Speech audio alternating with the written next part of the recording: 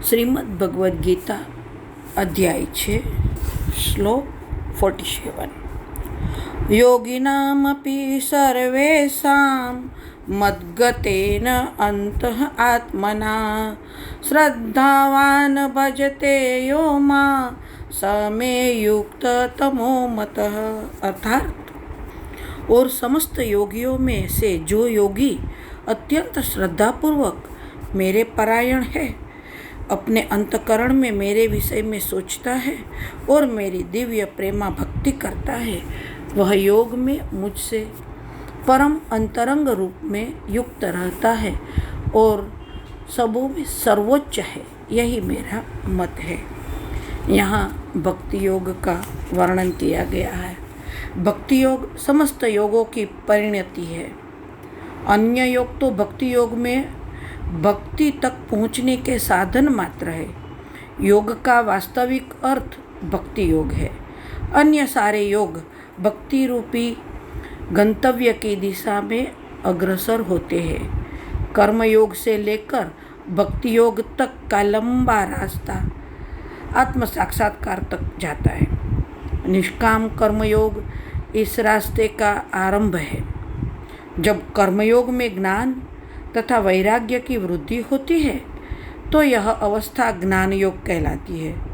जब ज्ञान योग में अनेक भौतिक विधियों से परमात्मा के ध्यान में वृद्धि होने लगती है और मन उन पर लगता रहता है तो इसे अष्टांग योग कहते हैं। इस अष्टांग योग को पार करने पर जब मनुष्य श्री भगवान कृष्ण के निकट पहुंचता है तो यह भक्ति योग कहलाता है।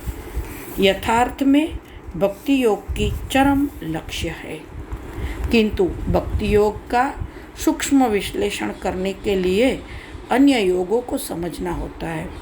अतः जो योगी प्रगतिशील होता है वह शाश्वत कल्याण के सही मार्ग पर रहता है। जो किसी एक बिंदु पर दृढ़ रहता है और आगे प्रगति नहीं करता, वह कर्मयोगी, ज्ञानी योगी, ध्यान योगी, राजयोगी, हठ योगी आदि नामों से पुकारा जाता है। यदि कोई इतना भाग्यशाली होता है कि भक्ति योग को प्राप्त हो सके तो वह यह समझना चाहिए कि उसने समस्त योगों को पार कर लिया है।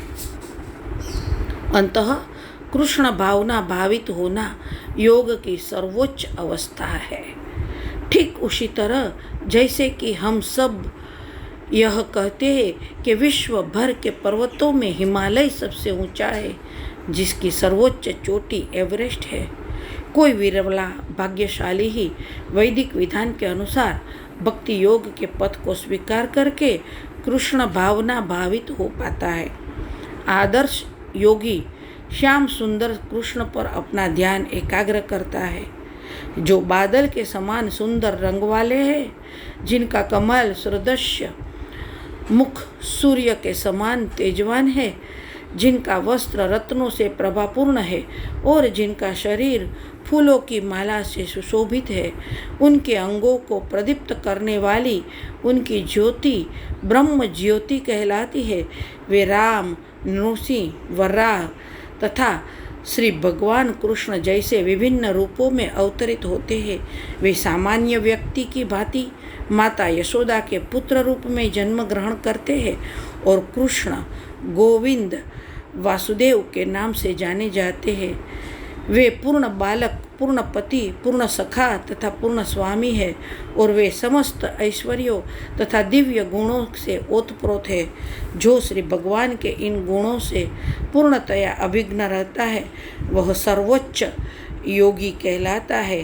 योग की यह सर्वोच्च दशा केवल भक्ति योग से ही प्राप्त की जा सकती है, जिसकी पुष्टि वैदिक साहित्य से होती है, जहाँ कहा गया है कि जिन महात्माओं के हृदय में भगवान तथा गुरु में परम श्रद्धा होती है उनमें वैदिक ज्ञान का संपूर्ण तात्पर्य स्वतः प्रकाशित हो जाता है।